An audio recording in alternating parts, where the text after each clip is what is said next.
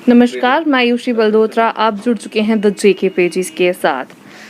जम्मू कश्मीर जो कि एक डोगरों की और कश्मीरियों की रियासत थी, अब उस रियासत में सरकार ने पूरे देश भर को न्योता दे दिया है। हाँ जी, जिस तरह कल non agriculture land bill pass कर दिया गया है, आइए जानते हैं उसके बारे में।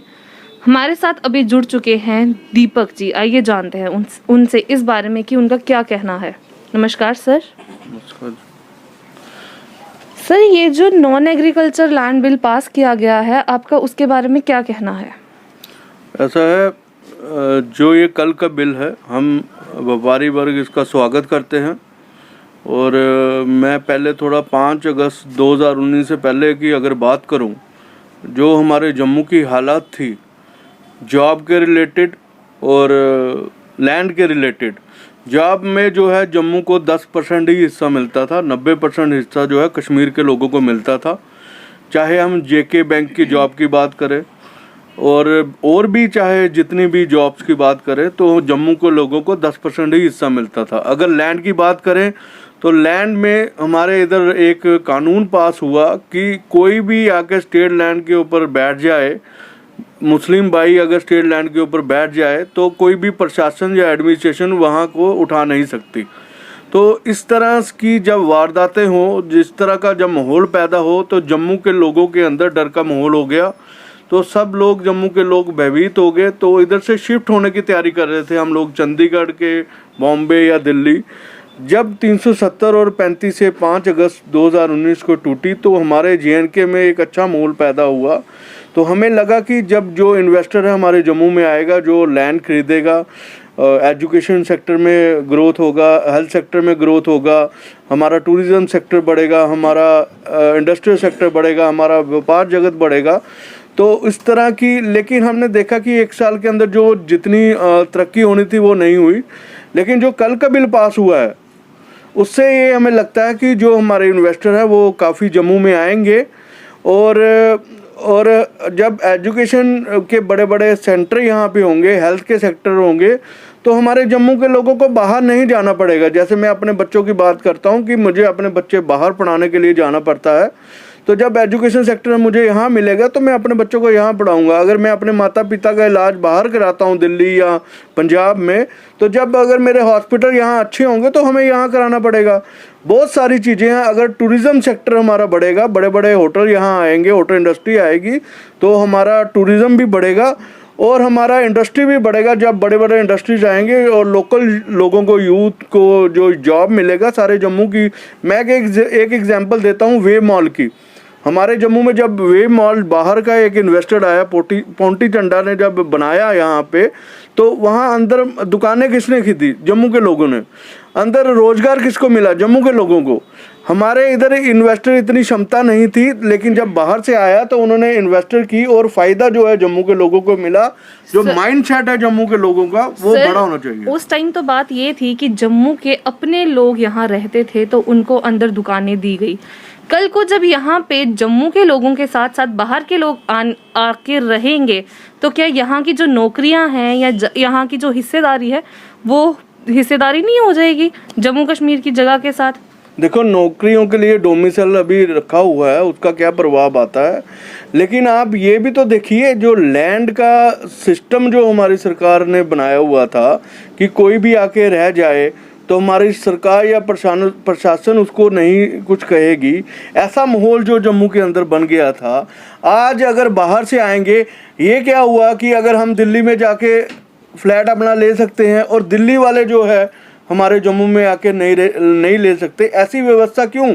हम अगर पूरे भारत में। लेकिन सर, बीजेपी ने आश्वासन दिया था कि ऐसा कुछ नहीं होगा। जम्मू कश्मीर की जो जगह है वो जम्मू कश्मीर के डोगरों और कश्मीरियों की अपनी रियासत है, वो ऐसी ही रहेगी। बीजेपी ने ये आश्वासन दिया था जब उन्होंने 5 अगस्त को वो हटाया था। उस टाइम पे उन्होंने ये आश्वासन दिया था। तो क्या अब आपको नहीं लगता कि ये जम्मू कश्मीर के लोगों के साथ इंसाफ नहीं हो रहा है?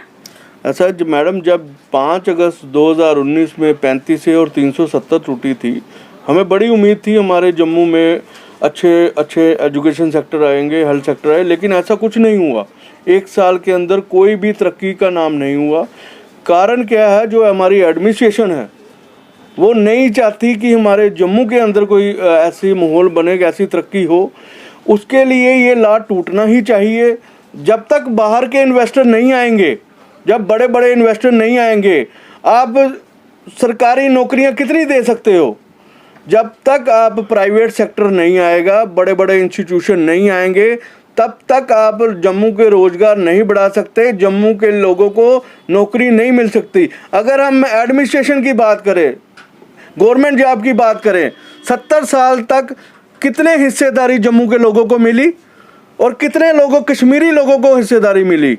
अगर मैं लैंड की बात करूं, आप अपना सिदरा एरिया देख लीजिए और अपना ये तवी के आगे का एरिया देख लीजिए, ये किन लोगों ने लिया और हमारे जम्मू की क्या हालत बन गई है। क्या आप ऐसा वातावरण चाहते हैं, जहाँ ऐसा वातावरण चाहते हैं कि जहाँ तरक्की हो, खुशहाली हो और अमन चैन हो, और जहाँ वो कश्मीरी माइंडसेट वाली राजनीति, कश्मीरी माइंडसेट वाला एटमॉस्फेयर, और जो कश्मीरी जो सरकार थी उनके आगे हम झुके रहे, ऐसा वातावरण चाहते हैं। आप चलो बाकी सब बातें ठीक है, आप एक बात बताइए, जिस तरह से जम्मू में एक पर्टिकुलर कल्चर है जिसको हम डोगरा कल्चर कहते हैं, डुग्गर हैं हम भी, क्या बाहर के लोग जब यहाँ आएंगे तो ये जम्मू जो है ये डुग्गरों का कहलाएगा? उस टाइम जम्मू के लोगों की डुग्गर की पहचान है, लेकिन हमें रोजगार भी देना है। हमें लैंड, जो जब तक हम रोजगार ही नहीं देंगे, जब तक हमारी तरक्की नहीं होगी, हमारे बच्चे आगे नहीं बढ़ सकेंगे। आप गांधीनगर में देख लीजिए क्या हाल है, आप छन्नी मत में क्या देखिए, उनके बच्चे सारे बाहर हैं और उनके माँ बाप यहाँ रहते हैं। ऐसा माहौल हम क्या ऐसा माहौल देना चाहते हैं, जहाँ ऐसा माहौल हो कि अपने परिवार के साथ अपने बच्चे भी रहें और माता पिता भी रहें?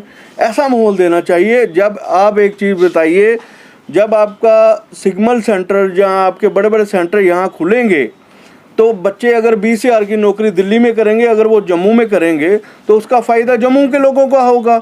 और डोगरा कल्चर की बात है, डोगरा तो कल्चर कभी ख़त्म नहीं हो सकता। डोगरों की अपनी पहचान है, डोगरों की अपनी पहचान है। अब डोगरी भाषा भी 8वें शेड्यूल के अंदर आ गई है, जो 22 शेड्यूल की भाषा है उसमें भी आ गई है। लेकिन हम चाहते हैं जो डर का माहौल था हमारे जम्मू के अंदर, वो ख़त्म होना चाहिए। हम कश्मीरी एडमिनिस्ट्रेशन और कश्मीरी सरकार के अंदर झुकना नहीं चाहते। हम सेंटर के राजनीति के साथ चलना चाहते हैं और सेंटर की राजनीति के साथ जुड़ना चाहते हैं। और भारत में जो तरक्की होगी, हमारे जम्मू कश्मीर में तरक्की होगी। और ये बात अपनी माइंडसेट में रखना चाहिए, अगर हम बेंगलोर में जाके फ्लैट ले सकते हैं तो हमारे बेंगलोर के भाई जम्मू में के आके क्यों नहीं रहना चाहते? चलिए, आप बस अब इतना बता दीजिए कि आप इस बिल से खुश हैं या ना खुश हैं, कि आप इस बिल का स्वागत करते हैं जम्मू कश्मीर में या उसके खिलाफ हैं आप? हाँ, मेरा व्यापारी वर्ग इसका स्वागत करेगा और हम खुशी का माहौल है। लेकिन हम एक संदेश अपने व्यापारियों को देना चाहते हैं कि बाहर के जब इन्वेस्टर आएंगे तो थोड़ा कंपटीशन बढ़ेगा और हमें तैयार रहना चाहिए कंपटीशन के लिए। जिस तरह आपने सुना, दीपक का कहना था कि व्यापार जो है वो बढ़ेगा, उसके लिए कंपटीशन ज़्यादा हो जाएगा, उसके लिए हमें तैयार रहना पड़ेगा। हमें व्यापार के सिर्फ व्यापार के लिए ही, कंपटीशन के लिए तैयार नहीं, हमें हर एक क्षेत्र में तैयार रहना पड़ेगा। इसी के साथ मुझे दीजिए इजाज़त। मैं आयुषी बलदोत्रा, JK पेजेस के साथ। धन्यवाद।